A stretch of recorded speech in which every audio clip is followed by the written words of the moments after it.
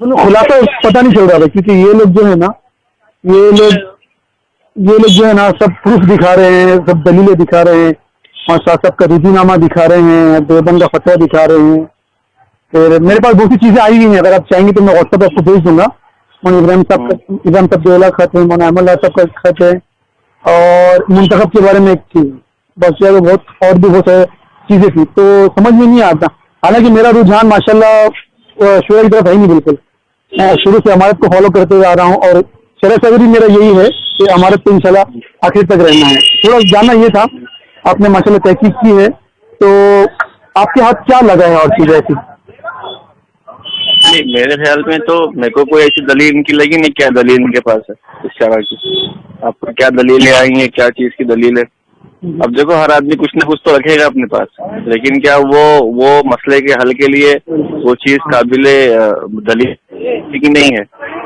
अब अगर आपने मेरी पूरी रिकॉर्डिंग सुनी होगी जी जी आमिर शेख से, वो सारा शूरा इमारत का मसला हो सारा, तो वो अक्लमंद आदमी जो न्यूट्रल होके सुनेगा तो वो तो कहेगा कि भाई सही बात है, ये जिस शूरा की दावत दी जा रही है वो शूरा तो है ही नहीं। बराबर, उसने एक दलील भी दी नहीं थी। हाँ, हालांकि आपने 12 कहा था कि भाई शूरा ने क्या निज़ाम किया है, क्या बनाया है, अब तक का मशवरा क्या हुआ है, एक बता दो, तो सब चीज़ें तो रह गई थी असल में।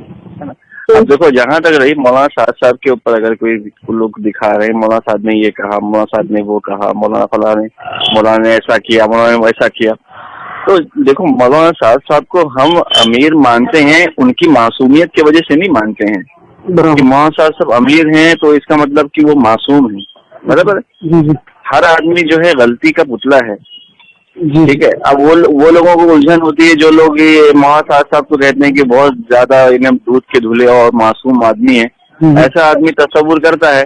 अब उसके सामने अगर कोई मौलाना साहब की कोई गलती कोई बताता है कि मैं बैठा था तो मौलाना साहब ने ऐसे एक को डांट दिया और ऐसे कर दिया, तो वो वजन होना शुरू हो जाता है। तो मसला ये है ना कि ये चीजों तो आपको सहाबा के दौर में भी मिलेगी। सैयदना उमर किसी को धक्का मार रहे हैं, सैयदना अबू ज़र लकड़ी से मार रहे हैं लोगों को, बराबर है? जी।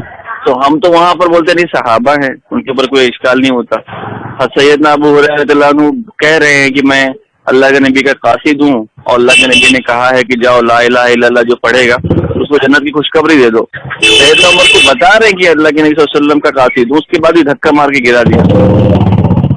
बराबर, समझे?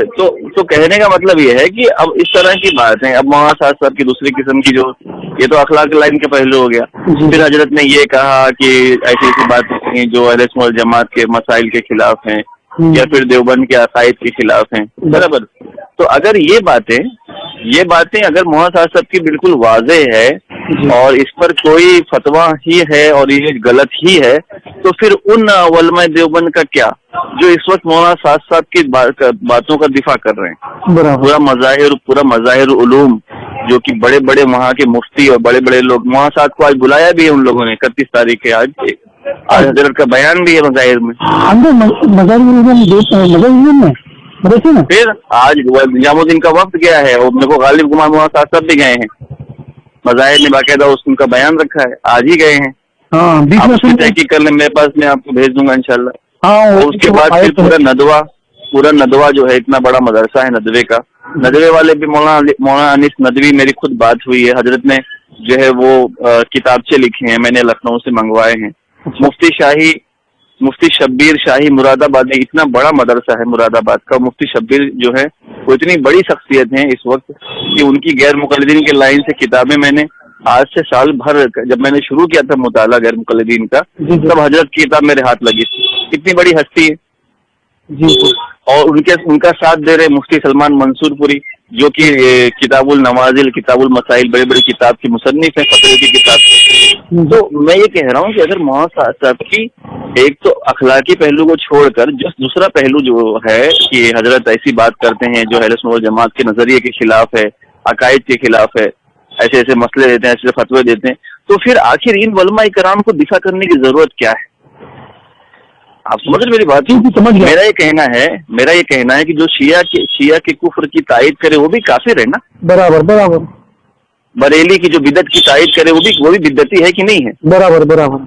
अगर कोई उलमा देवबंद खड़े होकर कहे, कोई देवबंदी आलिम की नहीं फजाइल अमल गलत है और नहीं अहले हदीस हक पर है, تو پھر اس دیوبندی عالم کو بھی کیا کہو گے آپ؟ کہو گے نا کہ یہ اہل سنت جماعت سے خارج ہے، کیا کہو گے؟ نہیں ضرور کہیں گے. تو پھر علماء دیوبند سے فتویٰ کیوں نہیں آتا مظاہر کے خلاف کہ پورا مظاہر جو بھی مولانا صاحب کا دفاع کرے گا اور ان کے دفاع میں کتابیں لکھے گا یا کچھ جملے بولے گا، وہ سب اسی فتوے کی زد میں آنا چاہیے کہ وہ سب کے سب اہل سنت جماعت سے خارج ہونا چاہیے، وہ سب کے عقائد کفریہ شرکیہ ہونا چاہیے، وہ سب کے سب گستاخی موسیٰ اسلام میں شامل ہونا چاہیے.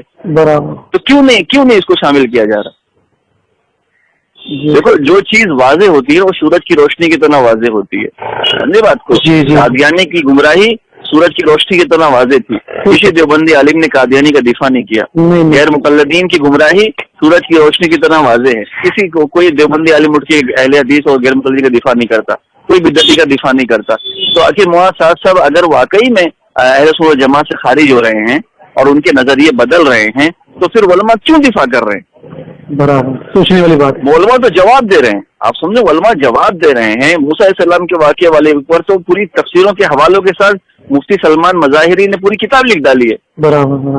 اور دیوبند سہارنپور اور مظاہر علوم میں آپس میں علمی جنگ چھڑ گئی ہے. جی. تو یہ کہنے کا مطلب یہ ہے کہ دو چیزیں ہیں، دو چیزیں نہیں بلکہ تین پہلو ہیں. برابر ہے. ایک پہلو تو یہ ہے کہ بھائی مولانا صاحب کو اکثر لوگوں کو مولانا صاحب کی ذات سے تکلیف ہے. برابر. جب میں بات کرتا ہوں تو اکثر لوگوں کو بالآخر بعد میں آخر میں یہ کہتے ہیں کہ بھائی میرے کو تو ایک بار انہوں نے ایسا جھٹک دیا تھا، میرے کو تو ایک بار انہوں نے ایسا بول دیا تھا، میرے ہاتھ سے مائک چھین لیا تھا، پلا دھماکہ. برابر ہے. تو یہ تو تم یہ اگر تم اس کی وجہ سے مرکز سے الگ ہو تو اس کا مطلب تم کو ذاتی بغض ہے. برابر ہے. تو اور اس کا جواب بھی یہ ہے کہ جیسے میں نے کہا اگر تم کہو کہ یہ بد اخلاقی کا پہلو ہے تو پھر سید عمر کو بد اخلاق کوئی کیوں نہیں کہتا؟ کہ ابو ذر کو کیوں دھکا مارا ابو ہریرہ کو؟ برابر ہے. ہم بھی کہیں نا سید عمر بد اخلاق تھے معاذ اللہ. ایک آدمی آ کے کہہ رہا حضرت میری کچھ تکلیف ہے تو اس کو دھکا مار کے بھگا دیا. تو کہنے کا مطلب یہ ہے کہ بعض لوگ دین کے معاملے میں سخت ہوتے ہیں. ٹھیک ہے.